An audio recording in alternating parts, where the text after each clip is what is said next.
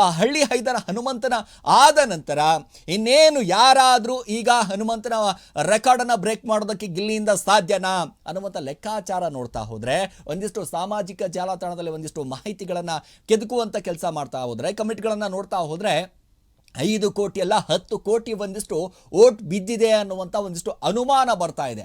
ಯಾಕೆ ಅಂತಂದರೆ ಅವನ ಮೇಲೆ ಇರುವಂಥ ಪ್ರೀತಿ, ಗಿಲ್ಲಿಗಿರುವಂಥ ಆ ತಾಕತ್ತು, ಆ ಗಿಲ್ಲಿಗಿರುವಂಥ ಆ ಗತ್ತು, ಅದೆಲ್ಲವೂ ಕೂಡ ಒಂದು ಕಡೆ ಕಾಣಿಸ್ಕೊಳ್ತಾ ಇರುವಂಥದ್ದು. ಸೊ ಹಾಗಾಗಿ ಯವಣ್ಣ ಅವರಾಗಿರ್ಬೋದು, ಯಾರೇ ಆಗಿರ್ಬೋದು, ಎಲ್ಲರೂ ಕೂಡ ಹೇಳ್ತಾ ಇರುವಂಥದ್ದು ಇದನ್ನೇ, ಅವರ ಮೇಲೆ ಇರುವಂಥ ಒಂದಿಷ್ಟು ಪ್ರೀತಿಯನ್ನು ತೋರಿಸುವಂಥ ಕೆಲಸ ಮಾಡ್ತಾ ಇದ್ದಾರೆ. ಈಗ ಮತ್ತೊಂದು ಕಡೆ ಬಿಗ್ ಬಾಸ್ ಇತಿಹಾಸದಲ್ಲಿ ದಾಖಲೆ ಬರೆದಂಥ ಗಿಲ್ಲಿ ಈಗ ಮಾತಿನ ಮಲ್ಲನಿಂದ ಸಾಲು ಸಾಲು ಒಂದಿಷ್ಟು ರೆಕಾರ್ಡ್, ಅತಿ ಕಡಿಮೆ ಅವಧಿಯಲ್ಲಿ ಹೆಚ್ಚು ಫಾಲೋವರ್ಸ್ ಅನ್ನ ಪಡೆದಂತ ಗಿಲ್ಲಿ. ಹಳೆ ಸ್ಪರ್ಧಿಗಳಿಗೂ ಇನ್ನಷ್ಟು ಫಾಲೋವರ್ಸ್ ಇಲ್ಲ. ಹಳ್ಳಿಯಿಂದ ದಿಲ್ಲಿ, ವಿದೇಶದಲ್ಲೂ ಕೂಡ ಗಿಲ್ಲಿ ಒಂದ್ ಕಡೆ ಫ್ಯಾನ್ಸ್, ವಿದೇಶದಲ್ಲೂ ಕೂಡ ಗಿಲ್ಲಿಯ ಫ್ಯಾನ್ಸ್ ಒಂದ್ ಕಡೆ, ಹಳ್ಳಿಯಿಂದ ದಿಲ್ಲಿಯವರೆಗೂ ಕೂಡ ನೋಡಿ ಇತಿಹಾಸವನ್ನ ನಿರ್ಮಿಸಿದ್ದಾರೆ, ಇತಿಹಾಸವನ್ನ ಸೃಷ್ಟಿಸಿದ್ದಾರೆ. ಅದು ಸೋಷಿಯಲ್ ಮೀಡಿಯಾದಲ್ಲಿ ಬಿಗ್ ಬಾಸ್ ಇತಿಹಾಸದಲ್ಲಿ ದಾಖಲೆ ಬರೆದಂತ ಗಿಲ್ಲಿ.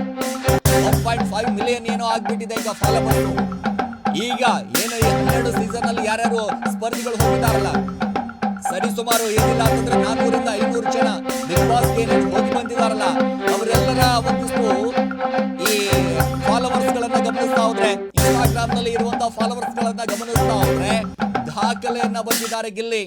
ಯಾರು ಕೂಡ ಗಿಲ್ಲಿಯಷ್ಟು ಒಂದಿಷ್ಟು ಫಾಲೋವರ್ಸ್ ಗಳನ್ನ, ಅಭಿಮಾನವನ್ನ, ಒಂದಿಷ್ಟು ಪ್ರೀತಿಯನ್ನ ಗಳಿಸೋದ್ರಲ್ಲಿ ಒಂದಿಷ್ಟು ಎಲ್ಲರನ್ನ ಹಿಂದಕ್ಕೆ ಗಿಲ್ಲಿ ಮುಂದೆ ಹೋಗುವಂತ ಕೆಲಸವನ್ನ ಮಾಡ್ತಾ ಇರುವಂಥದ್ದು ನೋಡಿ. ಹಳ್ಳಿಯಿಂದ ದಿಲ್ಲಿವರೆಗೂ ಕೂಡ ಒಂದು ಕಡೆ ಅವರ ಫಾಲೋವರ್ಸ್ ಬರ್ತಾರೆ ಅಂತಂದ್ರೆ, ಅವರ ಮೇಲೆ ಇರುವಂಥ ಪ್ರೀತಿ ಬರುತ್ತೆ ಅಂತಂದ್ರೆ, ಸಾಲು ಸಾಲು ರೆಕಾರ್ಡ್ ಕಣ್ರಿ, ಸಾಲು ಸಾಲು ರೆಕಾರ್ಡನ್ನು ಸಂಪೂರ್ಣವಾಗಿ ಬ್ರೇಕ್ ಮಾಡಿಬಿಟ್ಟಿದ್ದಾರೆ. ಮಾತಿನ ಮಲ್ಲನಿಂದ ಸಾಲು ಸಾಲು ರೆಕಾರ್ಡ್. ಸೊ ನೋಡಿ, ಅತಿ ಕಡಿಮೆ ಅವಧಿಯಲ್ಲಿ ಹೆಚ್ಚು ಫಾಲೋವರ್ಸ್ ಅನ್ನು ಪಡೆದಿದ್ದು ಯಾರು ಅಂತಂದ್ರೆ ಅದು ಗಿಲ್ಲಿ. ಗಿಲ್ಲಿಗಿರುವಂಥ ತಾಕತ್ತು, ಗಿಲ್ಲಿಗಿರುವಂಥ ಗತ್ತದು, ಅದನ್ನು ಹೊರತುಪಡಿಸಿದ್ರೆ ಮತ್ತೇನು ಕೂಡ ಇಲ್ಲ. ಯಾಕೆಂತಂದ್ರೆ ಈ ಸಾರಿಯ ಬಿಗ್ ಬಾಸ್ ಏನು ಇದೆಯಲ್ಲ, ಗಿಲ್ಲಿ ಎಂಟ್ರಿ ಕೊಟ್ಟಂಥ ಸಂದರ್ಭದಲ್ಲೇ ನಾವೆಲ್ಲರೂ ಕೂಡ ಊಹೆ ಮಾಡ್ಕೊಂಡ್ಬಿಟ್ಟಿದ್ದೀವಿ. ಯಾಕೆ ಅಂತಂದರೆ ಗಿಲ್ಲಿ ಕೊಡುವಂಥ ಕೌಂಟರು, ಗಿಲ್ಲಿ ಕೊಡುವಂಥ ಒಂದಿಷ್ಟು ಆ ಸ್ಟ್ರಾಟರ್ಜಿ, ಗಿಲ್ಲಿ ಆಡುವಂಥ ಒಂದಿಷ್ಟು ಆ ಗೇಮ್ಗಳು, ಅವನು ಹಾಕುವಂಥ ಆ ಮ್ಯಾನಿಪ್ಲೇಟು, ಆ ಪ್ಲೇಟು ಈ ಪ್ಲೇಟು, ಅದ್ರ ಜೊತೆಗೆ ಆ ಕೌಂಟ್ರ್ ಕೊಡುವಂಥ ಕೆಲಸ, ಅದೆಲ್ಲವೂ ಕೂಡ ಗಮನಿಸ್ತಾ ಹೋದರೆ ಗಿಲ್ಲಿನೇ ಗೆಲ್ಲೋದು ಸ್ವಾಮಿ, ಗಿಲ್ಲಿನೇ ಗೆದ್ದು ಬಿಗೋದು ಅನ್ನುವಷ್ಟರ ಮಟ್ಟಿಗೆ ಹೆಸರನ್ನು ಮಾಡಿದ. ಸೊ ಅಷ್ಟರ ಮಟ್ಟಿಗೆ ಫಾಲೋವರ್ಸನ್ನು ಗಮನಿಸ್ತಾ ಹೋದರೆ ಒಂದು ಮೋಸ್ಟ್ಲಿ ಬಿಗ್ ಬಾಸ್ ಹೋಗೋಕ್ಕಿಂತ ಮುಂಚೆ ಒಂದು 2 ರಿಂದ 3 ಲಕ್ಷ ಇರ್ಬೋದು ಹಬ್ಬಬ್ಬ ಅಂತಂದರೆ. ಆದರೆ ಸರಿ ಸುಮಾರು ಇದೀಗ 8 ರಿಂದ 9, 10 ಲಕ್ಷ ಫಾಲೋವರ್ಸನ್ನು ಒಂದು ಕಡೆ ಪಡಿತಾನೆ ಅಂತಂದರೆ ಬರೀ 3 ತಿಂಗಳಲ್ಲಿ ದ ಗ್ರೇಟ್.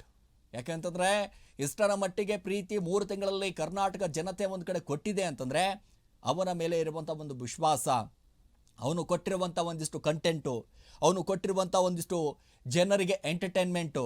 ಯಾಕೆ ಅಂತಂದರೆ ಸಾಯಂಕಾಲ 9 ಗಂಟೆ ಆದರೆ ಸಾಕು ನಾವು ಬಂದು ಬಿಗ್ ಬಾಸನ್ನು ನೋಡ್ತೀವಿ ಅಂತಂದರೆ ಅದು ಗಿಲ್ಲಿಂದ ಮಾತ್ರ ಅಂತಿದ್ದಾರೆ. ಅಜ್ಜಿಯಿಂದ ಹಿಡಿದು ಸಣ್ಣ ಯುವಕರವರೆಗೂ ಕೂಡ ಗಿಲ್ಲಿ ಯಾರು, ಏನು, ಗಿಲ್ಲಿಯ ಗತ್ತೇನು ಅನ್ನೋದನ್ನು ಇಡೀ ಬಿಗ್ ಬಾಸ್ ಮನೆಯಲ್ಲಿ ತೋರಿಸ್ಬಿಟ್ಟಿದ್ದಾರೆ.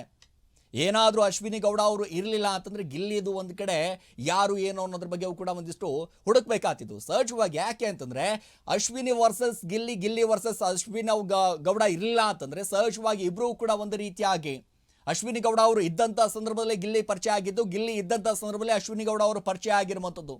ಅಷ್ಟರ ಮಟ್ಟಿಗೆ ಇಬ್ಬರಿಗೂ ಕೂಡ ಒಂದಿಷ್ಟು ಫೈರು ವರ್ಸಸ್ ಆಗಿತ್ತಿಲ್ಲ ಅಂತಂದರೆ ಬಿಗ್ ಬಾಸ್ ಈ ಬಾರಿ ಸಂಪೂರ್ಣವಾಗಿ ಸಪ್ಪೆ ಆಗ್ತಿತ್ತು. ಇದು ಸಂಪೂರ್ಣವಾಗಿ ಸಪ್ಪೆ. ಬಿಗ್ ಬಾಸ್ ನೋಡೋಕ್ಕೆ ಮನಸ್ಸು ಬರ್ತಾ ಇರಲಿಲ್ಲ. ಯಾಕೆ ಅಂತಂದರೆ ಬಿಗ್ ಬಾಸ್ ನೋಡೋದೇ ಒಂದಿಷ್ಟು ಆ ಎಂಟರ್ಟೈನ್ಮೆಂಟು, ಆ ಜಗಳ, ಆ ಗೇಮ್ಗಳು, ಅದರ ಜೊತೆಗೆ ಆ ಬಿಗ್ ಬಾಸ್ ವಾಯ್ಸು, ಆದರೆ ವಾರದ ಕಥೆ ಕಿಚನ್ ಜೊತೆ, ವಾರದ ಪಂಚಾಯಿತಿ, ಶನಿವಾರ ಬಂತು ಭಾನುವಾರ ಬಂತು ಅಂತಂದರೆ ಇವರಿಗೆ ಬೈತಾರೆ, ಅವರಿಗೆ ಬೈತಾರೆ, ಅವ್ರಿಗೆ ಹಂಗೆ ಬೈತಾರೆ, ಇವ್ರಿಗೆ ಹಿಂಗೆ ಬೈತಾರೆ ಅನ್ನುವಂಥ ಒಂದು ನಂಬಿಕೆ ಇಲ್ಲ. ಈ ವಾರ ಅಶ್ವಿನಿ ಅವರು ಬಯಸ್ಕೋತಾರೆ, ಇಲ್ಲ ಈ ವಾರ ಗಿಲ್ಲಿ ಅವರು ಬಯಸ್ಕೋತಾರೆ, ಈ ವಾರ ಕಾವ್ಯ ಅವರು ಬಯಸ್ಕೋತಾರೆ, ಈ ವಾರ ರಕ್ಷಿತಾ ಬಯಸ್ಕೋತಾರೆ, ಈ ವಾರ ಧನುಷ್ ಬಯಸ್ಕೋತಾರೆ, ಈ ವಾರ ರಘು ಬಯಸ್ಕೋತಾರೆ ಅಂತ ಪ್ರತಿ ವಾರವೂ ಕೂಡ ಅಭಿಮಾನಿಗಳು ಕಾಯ್ತಾ ಇದ್ರು. ಪ್ರೋಮೋ ಬಿಟ್ರೆ ಸಾಕು ಅದರ ಮೇಲೆ ಒಂದಿಷ್ಟು ಎಲ್ಲ ಸೋಷಿಯಲ್ ಮೀಡಿಯಾಗಳಲ್ಲಿ ಅಬ್ಬಬ್ಬಬ್ಬ ಗಿಲ್ಲಿದೇನ್ರಿ ಹವಾ. ಕಿಚ್ಚ ಸುದೀಪ್ ಅವರೇ ಭಾಳ ಸ್ಪಷ್ಟವಾಗಿ ಹೇಳಿಬಿಟ್ರು, ಇಡೀ ಬಿಗ್ ಬಾಸ್ ಅನ್ನ ಸಂಪೂರ್ಣವಾಗಿ ಗೊತ್ತಿರುವಂತ ವ್ಯಕ್ತಿ ಅಂತಂದ್ರೆ, ಬಿಗ್ ಬಾಸ್ ವನ್ನ ಅರಿತಿರುವಂತ ವ್ಯಕ್ತಿ ಅಂತಂದ್ರೆ ಅದು ಗಿಲ್ಲಿ ಅಂತಂದ್ರು. ಆ ಗಿಲ್ಲಿ ಅವರ ಆ ತಾಕತ್ತು, ಆ ಗತ್ತು ಅವಾಗ ಗೊತ್ತಾಗೋಗ್ಬಿಡ್ತು. ಏ ಏನೋ ಒಂದು ಮಾಡ್ತಾರ್ರಿ ಇವರು, ಗಿಲ್ಲಿ ಸುಮ್ಮನೆ ಇರುವಂಥ ವ್ಯಕ್ತಿ ಅಲ್ಲ, ಗಿಲ್ಲಿ ಏನಾದರೂ ಒಂದು ಮಾಡ್ತಾರೆ, ಗಿಲ್ಲಿ ಗಿಲ್ಲಿ ಗಿಲ್ಲಿ ಗಿಲ್ಲಿ ಆಡಿಸ್ಬಿಡ್ತಾನೆ ಅನ್ನುವಂಥ ಲೆಕ್ಕಾಚಾರದಲ್ಲಿ. ಈಗ ಮತ್ತೊಂದು ಕಡೆ ಗಮನಿಸ್ತಾ ಹೋದ್ರೆ Gilli fans versus Janhvi social ಮೀಡಿಯಾದಲ್ಲಿ ಒಂದಿಷ್ಟು ವಾರ್ ಆರಂಭ ಆಗೋಗ್ಬಿಟ್ಟಿದೆ. ಗಿಲ್ಲಿಗೆ ವೋಟ್ ಮಾಡಲ್ಲ ಅಂತ ಆಂಕರ್ ಜಾನ್ವಿ, ನೀವೇನಾದ್ರೂ ಈ ಸ್ಪರ್ಧೆನ ಗೆಲ್ಸಿದ್ರೆ ಅಂತಂದ್ರೆ ಸುಟ್ಟಾಕ್ ಬಿಡ್ತೀವಿ ಅಂತ ಲೆಕ್ಕಾಚಾರ ಅಂತೆ. ಹಾಗೆ ಮಾಡ್ತೀವಿ, ಹೀಗೆ ಮಾಡ್ತೀವಿ ಅಂತ ಹೆದರ್ಸ್ತಾ ಇದ್ದಾರೆ. ಆದ್ರೆ ನನ್ನ ಹತ್ರ ಇದ್ಯಾವುದು ಕೂಡ ವರ್ಕ್ ಆಗಲ್ಲ. ನೀವು ಹೀಗೆ ಧಮಕಿ ಹಾಕೋದು ಅವರಿಗೆ ಪಾಸಿಟಿವ್ ಆಗಲ್ಲ, ಹೀಗೆ ಮಾಡೋದ್ರಿಂದ ಅವರಿಗೆ ನೆಗೆಟಿವ್ ಆಗುತ್ತೆ. ಇದನ್ನ ನೋಡಿ ನಗಬೇಕು, ಅಳಬೇಕು ಗೊತ್ತಿಲ್ಲ. ಇಲ್ಲಿ ಅಭಿಮಾನಿಗಳಿಗೆ ಆಂಕರ್ ಜಾನ್ವಿ ಪರೋಕ್ಷವಾಗಿ ಟಾಂಗನ್ನ ಕೊಟ್ಟಿದ್ದಾರೆ. ಸಹಜವಾಗಿ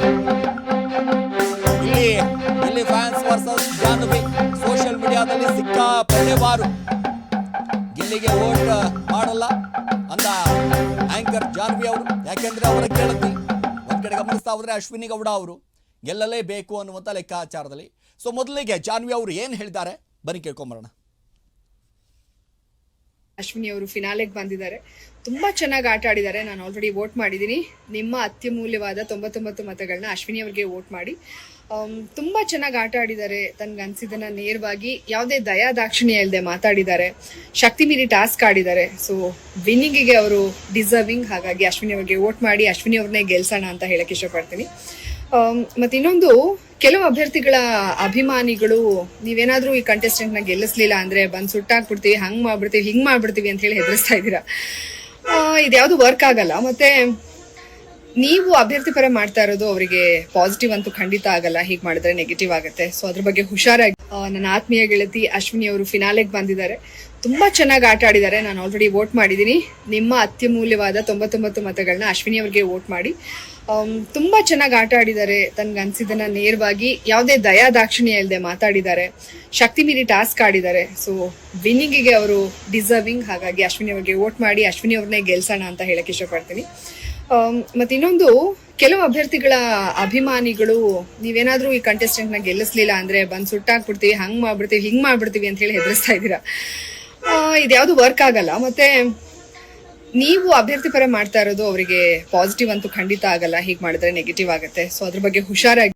ನನ್ನ ಆತ್ಮೀಯ ಗೆಳತಿ ಜಾನ್ವಿ ಅವರು ಹೇಳ್ತಾ ಇದ್ರು ಬಹಳ ಸ್ಪಷ್ಟವಾಗಿ, ಯಾಕಂದ್ರೆ ಮಾಜಿ ಸ್ಪರ್ಧಿ ಇವರು ಕೂಡ ಇದೇ ಸೀಸನ್ ಅಲ್ಲಿ ಹೋಗಿ ಅದ್ಭುತವಾಗಿ ಆಡಿದ್ರು. ಸಿಕ್ಕಾಪಟ್ಟೆ ಒಂದಿಷ್ಟು ಟೀಕೆಗಳಿಗೆ ಗುರಿಯಾದರು. ಯಾಕೆ ಅಂತಂದರೆ ರಕ್ಷಿತಾ ಅವರ ವಿಚಾರದಲ್ಲಿ ಸಂಬಂಧಪಟ್ಟ ಹಾಗೆ ಒಂದಿಷ್ಟು ಆ ಸಂದರ್ಭದಲ್ಲಿ ಒಂದಿಷ್ಟು ನೆಗೆಟಿವ್ ಆಯಿತು. ಅದಾದ ನಂತರ ಬಿಗ್ ಬಾಸ್ ಮನೆಯಲ್ಲಿ ಒಂಟಿ ಆದರು, ಭಾಳ ಅದ್ಭುತವಾಗಿ ಆಡಿದ್ರು. ತುಂಬ ಖುಷಿ ಆಯಿತು. ಯಾಕೆಂತಂದರೆ ಯಾವುದೇ ಟಾಸ್ಕಲ್ಲಿ ಆಗಿರ್ಬೋದು, ಯಾವುದೇ ಒಂದು ಗೇಮಲ್ಲಿ ಆಗಿರ್ಬೋದು. ಯಾಕೆಂದರೆ ಈ ಬಾರಿಯ ಬಿಗ್ ಬಾಸ್ ಮನೆಯಲ್ಲಿ ಒಂದಿಷ್ಟು ರಂಗಿನ ಬಟ್ಟೆ ಹಾಕ್ಕೊಂಡು ಭಾಳ ಅದ್ಭುತವಾಗಿ ಕಾಣಿಸಿದ್ದು ಅಂತಂದರೆ ಇದೇ ಜಾನ್ವಿ ಅವರು. ಯಾಕೆ ಅಂತಂದರೆ ಈ ಬಿಗ್ ಬಾಸ್ ಮನೆಯಲ್ಲಿ ಈ ಬಾರಿಯ ಸ್ಪರ್ಧಿಗಳಲ್ಲಿ ಒಂದು ಕಡೆ ಗಮನಿಸ್ತಾ ಹೋದರೆ ಭಾಳ ಅದ್ಭುತವಾಗಿ ಡ್ರೆಸ್ ಮಾಡಿಕೊಂಡು, ಒಳ್ಳೆ ಮೇಕಪ್ ಮಾಡಿಕೊಂಡು ಬಿಗ್ ಬಾಸ್ ಮನೆಯಲ್ಲಿ ಒಂದು ರೀತಿಯಾಗಿ ಕ್ಯೂನ್ ಓಡಾಡುವಂಥ ರೀತಿಯಾಗಿ ಅಂತಂದರೆ ಏನಪ್ಪ ಜಾನ್ವಿ ಅವರು ಭಾಳ ಅದ್ಭುತವಾಗಿ ಡ್ರೆಸ್ ಮಾಡ್ಕೋತಾರೆ, ತುಂಬ ಚೆನ್ನಾಗಿ ಕಾಣಿಸ್ತಾರೆ ಅನ್ನುವಂಥ ಲೆಕ್ಕಾಚಾರದಲ್ಲಿ ಅಷ್ಟರ ಮಟ್ಟಿಗೆ ಓಡಾಡಿದವರು. ಸೊ ಅದಾದ ನಂತರ ಒಂದಿಷ್ಟು ಗೇಮ್ನಲ್ಲಿ ಡಲ್ ಆಗೋದಕ್ಕೆ ಆರಂಭ ಆಗ್ತಾರೆ, ಹಾಗಾಗ್ತಾರೆ.